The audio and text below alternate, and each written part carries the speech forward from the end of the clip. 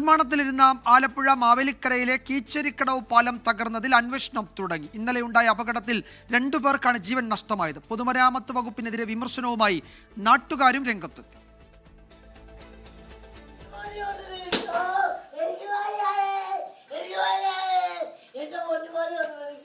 സിസ്റ്റത്തിന്റെ വീഴ്ചയിൽ ഒരമ്മയ്ക്ക് കൂടി മകന് നഷ്ടമായി.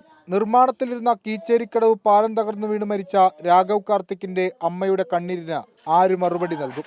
സഹോദരൻ അക്ഷയ്ക്കൊപ്പമാണ് രാഘവ പാലം നിർമ്മാണത്തിനെത്തിയത്. ഇവൻ വെള്ളത്തിൽ ഒഴുകി പോകുന്നത് കണ്ടുകൊണ്ടാണ് പുള്ളി രണ്ടാമത് വന്ന് ഇവനെ രക്ഷിക്കാൻ വേണ്ടി ഇവനെ പിടിച്ചു. അപ്പോൾ പുള്ളിയുടെ ചേട്ടനുണ്ടായിരുന്നു, ബിജു അണ്ണൻ. അപ്പോൾ പുള്ളിയും വന്ന് ഇവർ രണ്ടുപേരൂടെ വന്ന് അവനെ പിടിച്ച് പകുതി വരെ കൊണ്ടുവന്ന് കഴിഞ്ഞപ്പോഴത്തേന് ഞങ്ങൾ കയറിട്ട് കൊടുത്തു. വലിച്ചു കയറ്റിയപ്പോൾ ഒരാളേ ഉള്ളൂ. ചെട്ടിക്കുളങ്ങര, ചെന്നിത്തല പഞ്ചായത്തുകളെ ബന്ധിപ്പിക്കുന്ന കീച്ചേരിക്കടവ് പാലത്തിന്റെ നിർമ്മാണം അശാസ്ത്രീയമെന്ന് പൊതുമരാമത്ത് അധികൃതരോട് നാട്ടുകാർ നേരത്തെ പറഞ്ഞിരുന്നു. അലൈൻമെന്റിലടക്കം പിഴവ് സംഭവിച്ചിട്ടുണ്ടെന്നാണ് ആക്ഷേപം.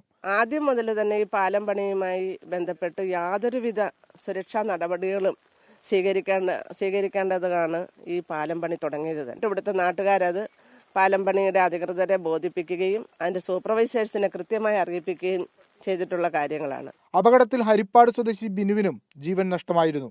അപകട കാരണം തേടി പൊതുമരാമത്ത് വകുപ്പ് അന്വേഷണം ആരംഭിച്ചിട്ടുണ്ട്. പിഴവുകൾ പരിഹരിച്ച ശേഷം മാത്രം നിർമ്മാണം തുടർന്നാൽ മതിയെന്നാണ് നാട്ടുകാരുടെ നിലപാട്. 24 ആലപ്പുഴ. ലോകത്തെവിടെയായാലും ഏത് സമയത്തും 24 വാർത്തകളും ഓഗ്മെന്റഡ് റിയാലിറ്റി പാക്കേജുകളും എക്സ്പ്ലെയിനറുകളും വിശദമായി കാണാൻ ഞങ്ങളുടെ യൂട്യൂബ് ചാനൽ നിങ്ങൾക്ക് സബ്സ്ക്രൈബ് ചെയ്യാം.